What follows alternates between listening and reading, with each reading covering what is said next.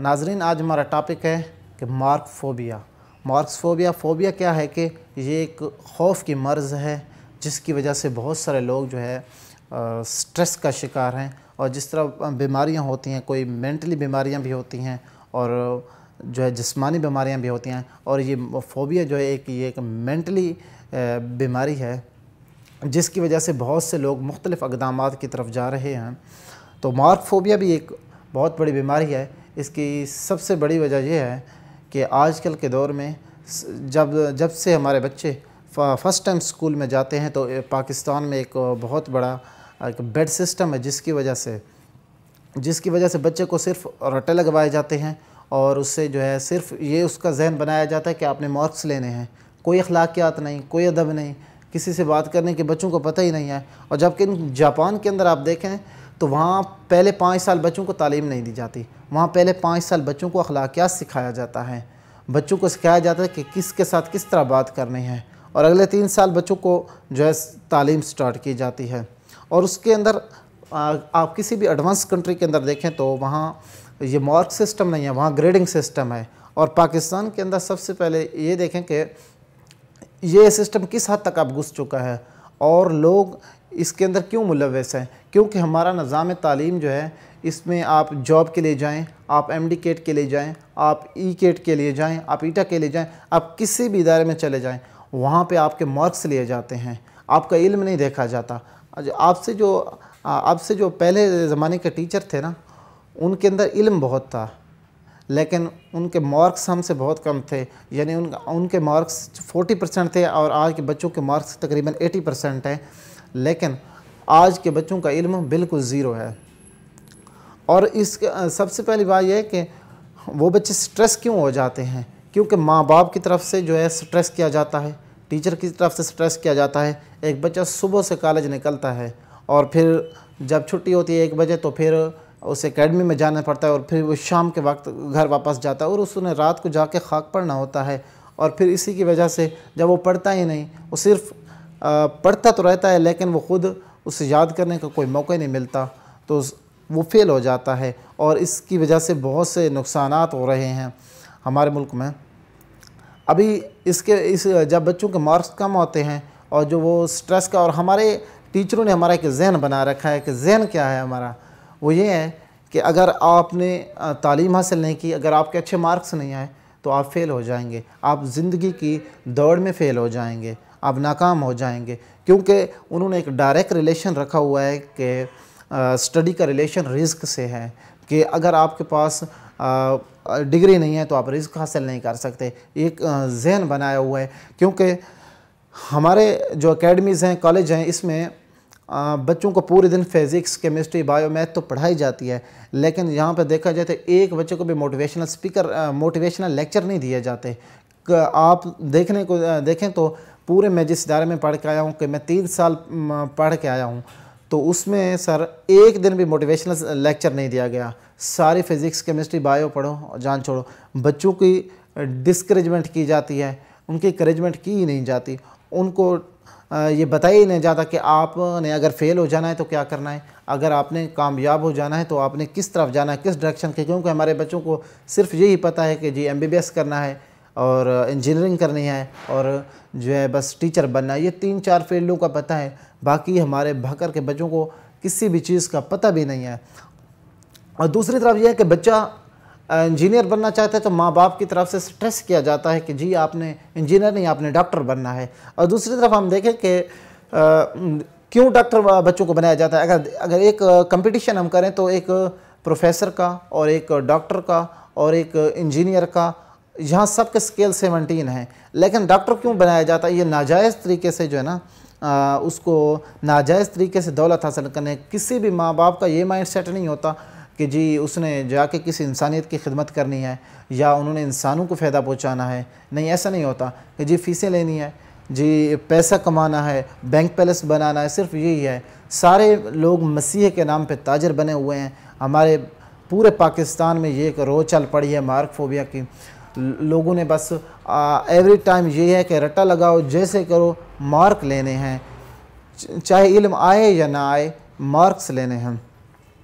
تو یہ وبا ہمارے اندر کیسے آئی ہے؟ کیونکہ ہم نے ہر ادارے میں مارکس گھسا دیا ہے، علم نہیں ہے۔ آپ اگر ہم کوشش کریں تو یہ بھی ہم کر سکتے ہیں کہ ہم یہ بھی کر سکتے ہیں کہ گریڈنگ سسٹم لے آئیں، جہاں پر بچوں کا جس جاب کے لیے جائیں وہاں ٹیسٹ لیا جائے اور وہاں پہ ان کے علم کی بنیاد پہ انہیں جابز کی جائیں۔ کیوں ہمارا سسٹم ہے کہ جی آپ کے مارکس دیکھے جائیں گے، آپ کے مارکس کے بغیر آپ کو نمبر نہیں، آپ کو جاب نہیں ملتی، آپ کا ای کیٹ میں جو ایڈمیشن نہیں ہوتا، ایم کیٹ میں آپ کا ایڈمیشن نہیں ہوتا، آپ ایٹا میں نہیں جا سکتے، آپ سی ایس ایس نہیں کر سکتے۔ بچوں کو سٹریس کیا جا رہا ہے، نہ انہیں موٹیویٹ نہیں کیا جا رہا کہ آپ کی ڈائریکشن، اصل ڈائریکشن کیا ہے، ان کا انٹرسٹ کیا ہے، ان کا انٹرسٹ نہیں دیکھا جاتا۔ انہیں اس فیلڈ میں ڈالا جاتا ہے جہاں پر جو ہے پیسہ ہو، انکم ہو، زیادہ سے زیادہ انکم ہو، اس طرف انہیں لے کے جاتے ہیں ماں باپ۔ یہ نہیں کرتے کہ اس کا انٹرسٹ کیا ہے، اور انٹرسٹ کیا ہے کہ انٹرسٹ وہ ہوتا ہے جس سبجیکٹ میں آپ کو کچھ آتا ہے اسی میں انٹرسٹ ہوتا ہے، باقی آپ کو انٹرسٹ بھی نہیں ہوتا۔ آپ ہمارے چائنا ہمارا جو ہے نا پڑوسی ملک ہے، لیکن اس کا ایجوکیشن سسٹم کس طرح ہے؟ اس کا ایجوکیشن سسٹم یہ ہے کہ وہ پیپر بچوں کو دیتے ہیں، بچے پیپر اینول پیپر گھر لے جاتے ہیں اور وہیں پہ سالو کر کے، گھر میں سالو کر کے واپس لاتے ہیں، اور ان کا یہ سسٹم ہے۔ اور وہ نقل کیوں نہیں کرتے؟ کیونکہ انہیں پتہ ہے کہ جب جاب کے لیے جانا ہے، جب ایم کیٹ ای کیٹ کے لیے جانا ہے تو وہاں پر ہمارا علم چیک کیا جائے گا، ہمارے یہ نمبر نہیں دیکھے جائیں گے۔ اگر وہاں پہ بھی یہ مارک سسٹم ہوتا تو سارے بچوں نے نقل کر کے پیپر سے 100% مارک لینے تھے، اور یہاں ہمارے پاکستان میں بچوں کے 95 98 اتنے مارکس ہیں، لیکن ابیلٹی بالکل نہیں ہے، ابیلٹی زیرو ہے۔ کیوں؟ یہ مارکس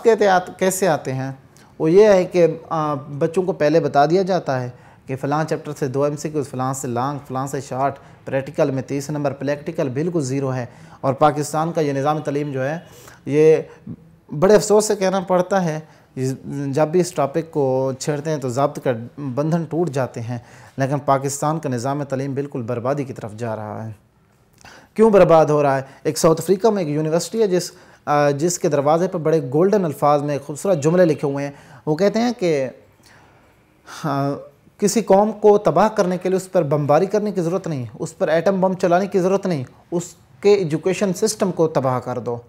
کیوں ایجوکیشن سسٹم کو تباہ کریں گے تو ڈاکٹر تباہ حال نکلیں گے، انجینئر تباہ حال نکلیں گے، اور جو ہے ہر قسم کے جو مستقبل کے ہوتے ہیں نا لیڈر جو ہوتے ہیں یا آفیسر ہوتے ہیں، وہ سارے ایجوکیشن اداروں سے نکل کے جاتے ہیں۔ تو جب وہ سارے تباہ حال ہوں گے تو اس کا مطلب ہے کہ ملک سارا تباہ ہو جائے گا۔ تو ہمارے ملک کا جو سسٹم ہے، تعلیمی سسٹم، یہ بالکل زیرو ہے۔ اس میں میں اب ریکویسٹ یہ کرنا چاہتا ہوں کہ اس مارک سسٹم کو نکالیں، گریڈنگ سسٹم لے آئیں۔ اگر ہمارا جو ہے نا آپ 1973 کے بعد کوئی سائنسدان بھی نہیں نکلا، ڈاکٹر قدیر خان کے علاوہ سارے بایو کیمسٹ فزکس ہی پڑھتے ہیں اور وہی پڑھاتے ہیں اور پڑھاتے ہیں، اس کے علاوہ کوئی کام نہیں ہے، کوئی ریسرچ نہیں ہے، کوئی پریکٹیکل نہیں ہے۔ تو میں آخر میں صرف یہی ریکویسٹ کرنا چاہتا ہوں کہ اس سسٹم کو ختم کرے، جس کی وجہ سے بچے اب ہمارے بکھر میں کیس سامنے آیا ہے، ہمارے بکھر میں کیس نہیں سامنے آیا، 2017 میں کراچی میں ایک کیس سامنے آیا تھا، اور سہوال میں 2015 میں غالباً ایک کیس سامنے آیا تھا۔ یہ صرف یہ بکھر کی بات نہیں ہے، یہ پورے پاکستان میں ہو رہی ہیں یہ خودکشیاں، مارکس کی وجہ سے۔ سٹریس ہوتا ہے گھر والوں کی طرف سے، اور بچے نا سٹریس میں آ کر مختلف اقدامات اٹھاتے ہیں، وہ گھر سے فرار ہو جاتے ہیں، خودکشیاں کرتے ہیں۔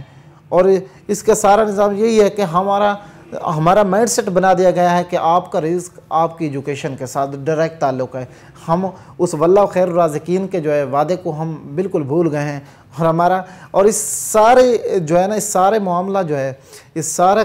کے پیچھے ہاتھ کس کا ہے؟ لا علمی ہے، علمی نہیں ہے۔ بچوں کے پاس نہ اسلام کا علم ہے، نہ اسلامک کوئی باتیں انہیں بتائی جاتی ہیں۔ ہمارے کالجز میں، ہمارے اسکول میں اسلامیات کی بالکل بک اتنی ہے کہ 5 صفحوں پر مشتمل بک ہے، کوئی پڑھتا ہی نہیں، اسلامیات کی کوئی ویلیو ہی نہیں ہے۔ جب اس کے لیے بچے انٹرسٹ ہی نہیں لیتے اسلامیات پڑھنے میں، ان کے پاس علم کہاں سے ہوگا؟ تو میں آخر میں یہی ریکویسٹ کرنا چاہوں گا کہ برائے مہربانی اس سسٹم کو ختم کرنے، اگر ہم نے اپنا تعلیمی نظام بچانا ہے۔ تو لاسٹ پہ میں اپنے ٹاپک سے ہٹ کر میں بھکر نیٹ ورک کا سب سے زیادہ شکر گزار ہوں کہ جنہوں نے میری آواز آپ لوگوں تک پہنچائی ہے، اور مجھے خوشی ہوتی ہے کہ ہمارے بھکر کی بھی کوئی آواز بن گیا ہے، کیونکہ یہاں پر جو ظلم ہو رہے ہیں یا ہماری سیاسی شخصیات کی طرف سے غریبوں پر سٹریس ڈالے جا رہے ہیں یا ظلم ہو رہے ہیں، ان کے خلاف یہ ہماری آواز بنے ہیں، اور یہ بکر میں پہلی مرتبہ ہوا ہے، اور یہ ضلع کوئی 30 سال ہو گئے ہیں بنے ہوئے، لیکن پھر بھی یہاں سے نہ کوئی فیکٹری ہے، نہ کوئی مل ہے، کوئی چیز بھی نہیں ہے۔ تو اس کی یہی وجہ ہے کہ ہم سب سے پسماندہ رہ گئے، ہمارے پاس میڈیا نہیں ہے، ہماری آواز حکومت پاکستان تک پہنچتی نہیں ہے۔ تو میں آپ سب سے ریکویسٹ کرتا ہوں ناظرین سے کہ بھکر نیٹ ورک کو زیادہ سے زیادہ سپورٹ کریں اور اس سے زیادہ سے زیادہ پروموشن دیں تاکہ یہ ہماری آواز بنا رہے۔ شکریہ۔